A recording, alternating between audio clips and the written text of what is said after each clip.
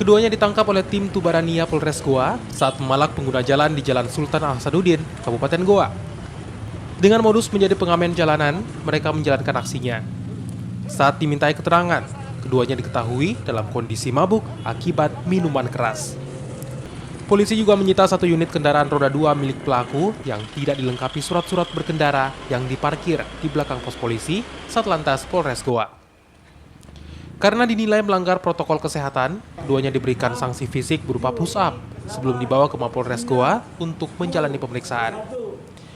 Patroli rutin dilakukan kepolisian Polres Goa untuk mencegah tindak kejahatan dan premanisme di tengah pandemi COVID-19.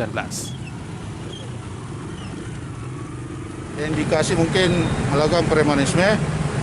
Jadi setelah kita melakukan pengecekan dan pemeriksaan di sekitar titik yang kami curigai, kita ada temukan satu unit roda 2 motor yang tidak diketahui siapa pemiliknya dan dalam kondisi tidak lengkap. Ini selanjutnya akan diamankan di mana, Pak? Jadi untuk kendaraan ini akan kita bawa ke Polres Goa untuk penyelidikan lebih lanjut.